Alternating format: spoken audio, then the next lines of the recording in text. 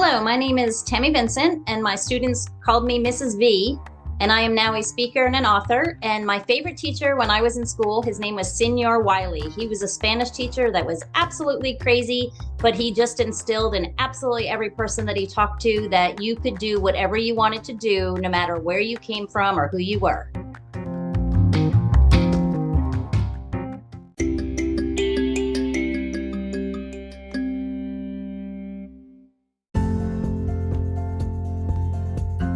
Hello, teachers from around the world, and welcome to the Legendary Educator podcast, the podcast for teachers for continuing professional development, where we discuss everything related to education. I'm your host, Mr. Ramos. When you go into your classroom, what is the first thing that you usually focus on? Is it the clock? Perhaps it's your notes or your plan. Or is it the students? Are you mindful of how they're feeling today or how their day is going? My guest this week is Miss Tammy Vincent, educator, speaker, and author of several books. Mrs. Vincent gets her inspiration from her own past and troubled upbringing to motivate and inspire young students, which is exactly what we try to do here on Legendary Educator. We discuss students who come from turbulent homes, how this affects them in the classroom, and some things we can do to reach out to them and reach them. Ms. Vincent even gives us tools that you can implement in your classrooms to build better bonds with your students. Before we begin, please take a moment to subscribe to the channel so you won't miss any of the extremely important episodes coming up in the next several weeks, as we wind down this first season of Legendary Educator. And make sure you go to the website legendaryeducator.com to subscribe to the mailing list, as I'm currently working on some really great things you won't want to miss. It was really inspirational talking with this legendary educator. Ms. Vincent, welcome.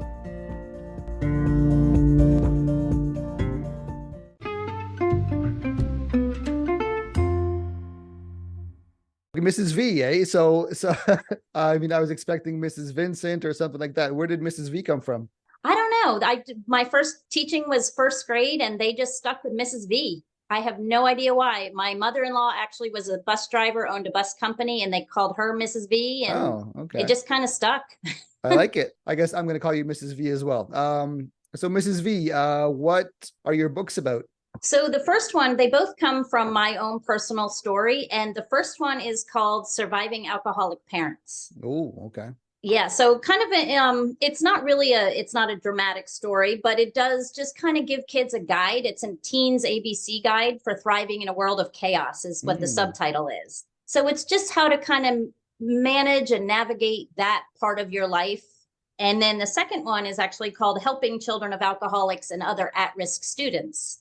And that one is an educator's guide to identifying and empowering disconnected youth in the classroom. Okay, and that is exactly what I want to touch on. But first, what is your origin story? How did you get into education? And then, how did you get into motivational speaking and actually writing books? Well, I got into education just because everything I did, I always went back to teaching. And it was always, if I wanted to, I had a ceramic studio and it came down to doing classes for kids. I've just always kind of had this teaching knack. I like to help kids. I like to, teach Girl Scout lessons and just do, troops and just all kinds of different teaching things. I finally decided later to go back and get my master's. I got my master's in regular in elementary ed, and then I got my special education degree. And I realized really quickly that I wanted to help more children. My very first year in the classroom, I realized that so many of these children were just hurting so badly. So I kind of turned my focus and wanted to do twofold things, actually. One is to help children that come from difficult situations. And the other one is to try to change the whole, it's a movement kind of to change teachers' ideas of children and why they, the saying is now they don't want to learn. And I have a very different aspect about that. I think every child wants to learn. I think we just need to find a way to get to them. And, I've always said, if you can't reach them, you can't teach them. Right. And I kind of look at that, give the kids the benefit of the doubt. So my second book is about how to identify, how to find these children that are struggling so badly and give them the self-esteem and the boost up that they need. It is not a mystery that a lot of teachers go into the classroom and they see students, their faces on desks, or they are a name with a grade, without realizing that the student is a complex formula, right? Mm-hmm. Without Yes. being mindful of the fact that the student, has issues at home, has baggage, has a million different things going through their minds, especially in this day and age with all the technology, with all the media and the information. It's a flood of data, of emotions, things like that. But again, teachers go into the classroom with a plan, with a lesson plan and a curriculum and a deadline and the test and the scores and the grades and all that stuff.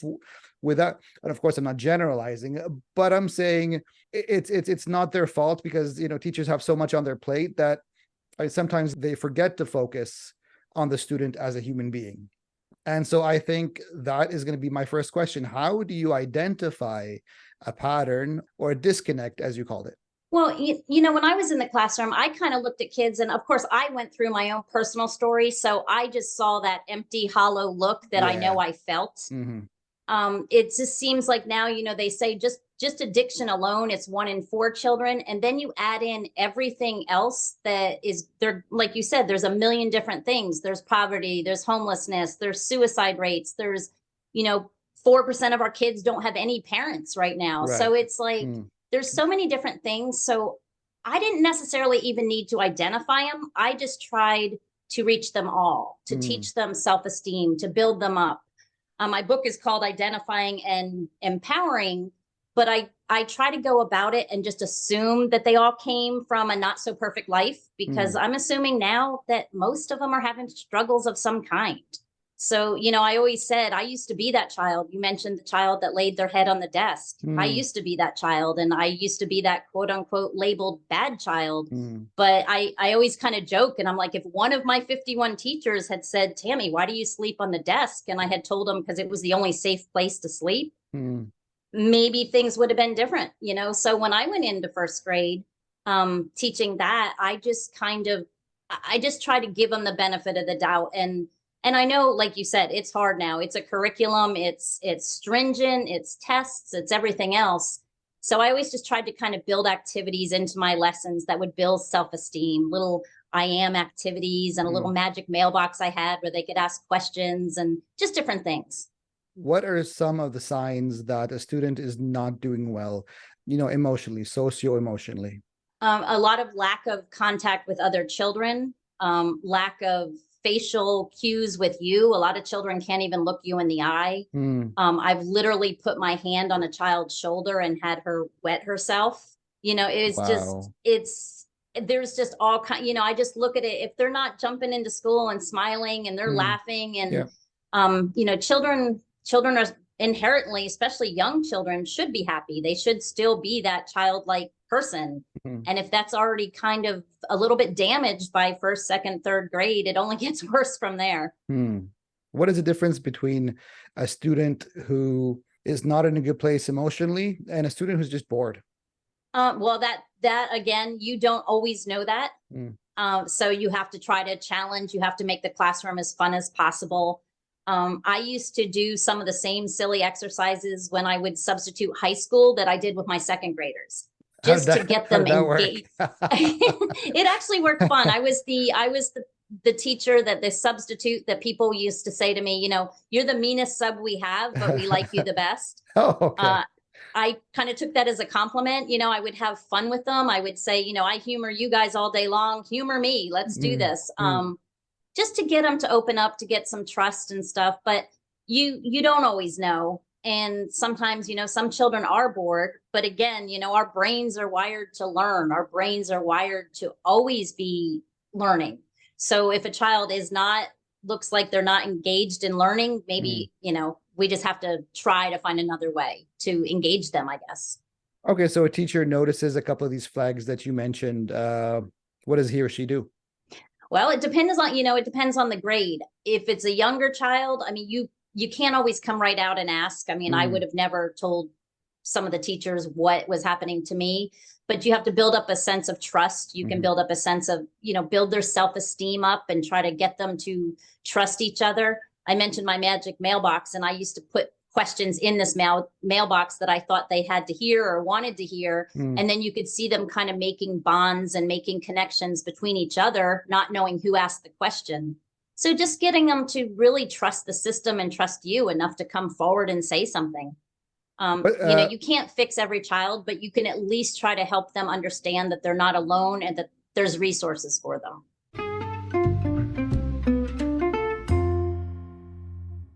Thanks to BetterHelp for sponsoring this podcast episode.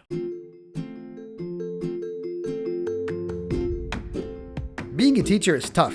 Sure, it's one of the most rewarding jobs you could possibly have, but more often than not, you're overworked, underpaid, not to mention the stress and pressure coming at you from every direction. From keeping your students on track, satisfying the administration with your performance, and of course parents telling you that you need to pay more attention to their kid, because you don't have 20 other kids in your class. Sometimes you just need to turn it all off and talk to someone, don't you? Well, let me introduce you to BetterHelp. BetterHelp is the world's largest therapy service, and it's 100% online. With BetterHelp, you can tap into a network of 30,000 licensed and experienced therapists who can help you with a wide range of issues. To get started, you just answer a few questions about your needs and preferences in therapy. That way, BetterHelp can match you with the right therapist from their network. Then you can talk to your therapist however you feel comfortable, whether it's via text, chat, phone, or video call. You can message your therapist at any time and schedule live sessions when it's convenient for you. If your therapist isn't the right fit for any reason, you can switch to a new therapist at no additional charge. With BetterHelp, you get the same professionalism and quality you expect from in-office therapy, but with a therapist who is custom picked for you, more scheduling flexibility, and at a more affordable price. Use the link betterhelp.com/legendaryeducator to get 10% off your first month of therapy. That's betterhelp.com/legendaryeducator. Check out BetterHelp today. You deserve it.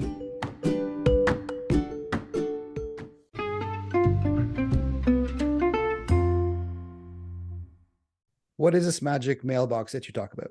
Oh, so it's my magic mailboxes I had in first grade. I put a mailbox in my classroom, and I used to tell them they could put letters in there, pictures, whatever they wanted, ask questions that they didn't want to necessarily ask me in person. And then I would feed, if I knew somebody was struggling or had a feeling somebody was struggling, I would feed that mailbox with questions I thought they wanted to know the answers to.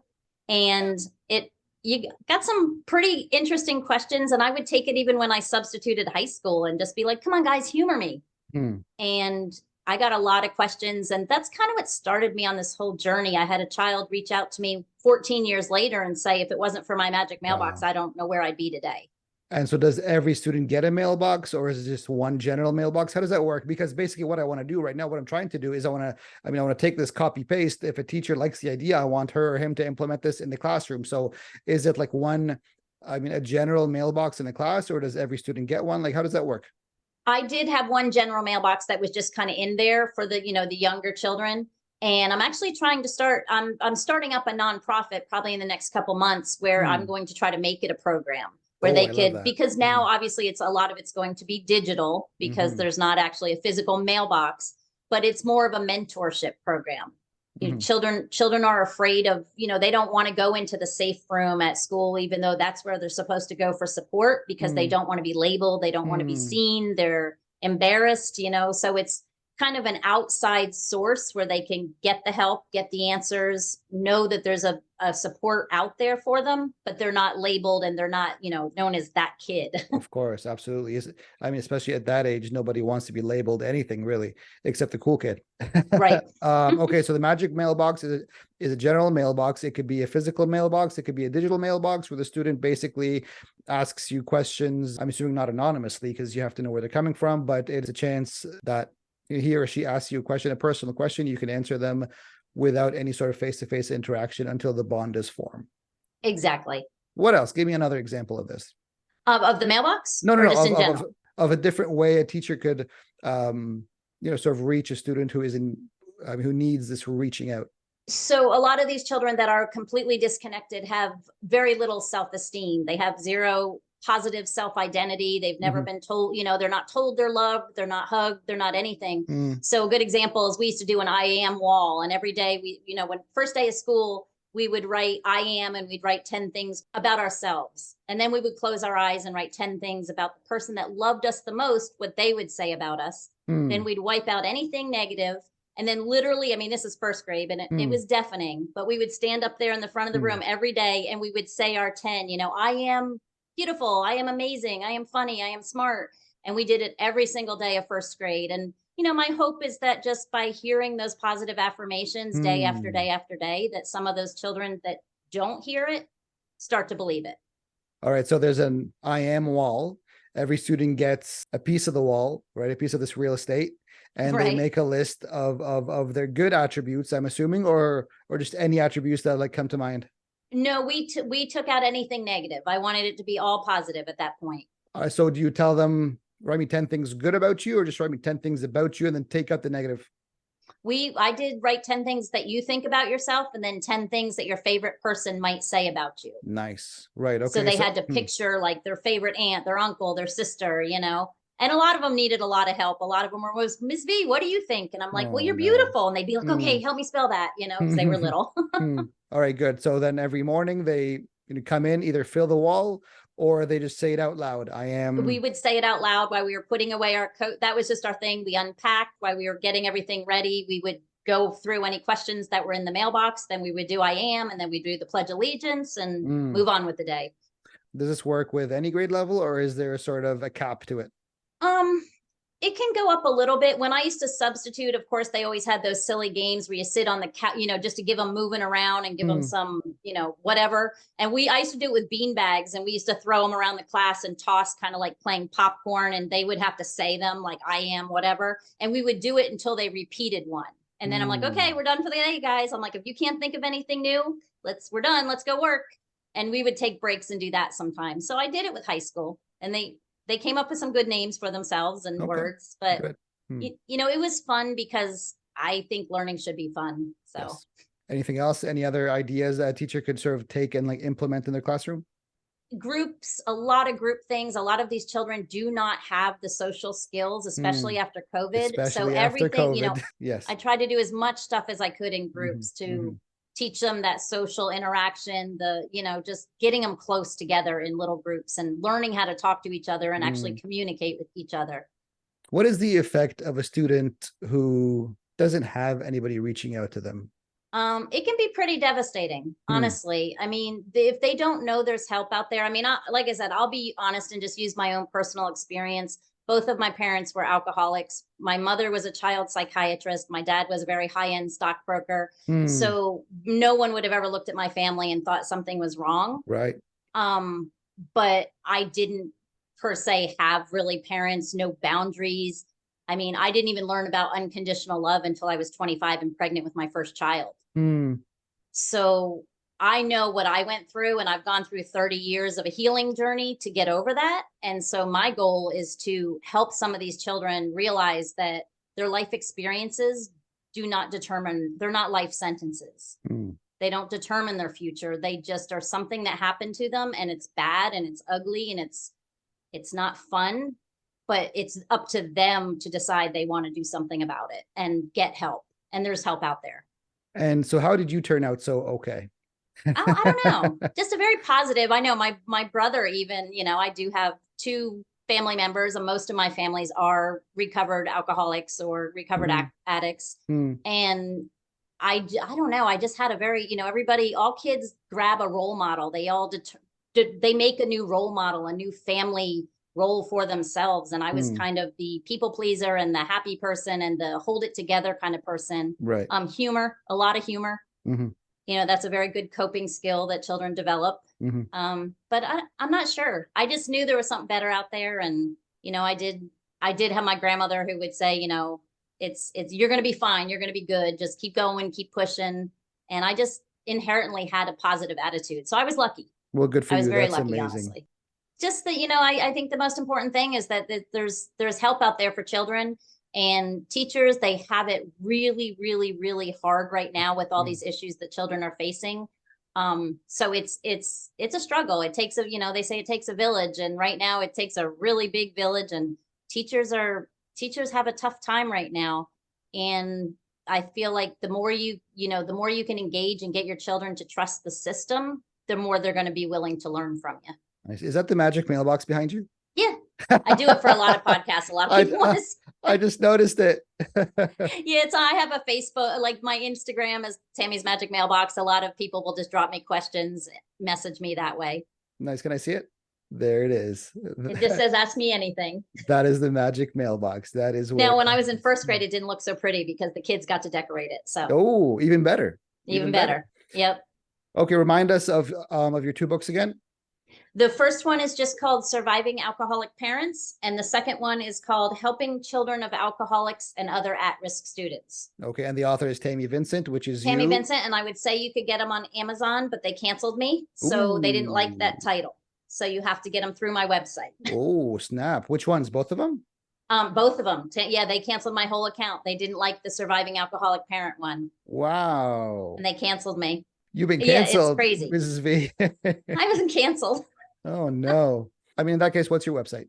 It's just tammyvincent.com. Very good. So it's just my name. Very good. And your Instagram is? Tammy's Magic Mailbox. That's awesome. Okay, I'm going to put all these links in the show notes. People could, reach out to you. All right, Mrs. V, thank you. Okay, thank you.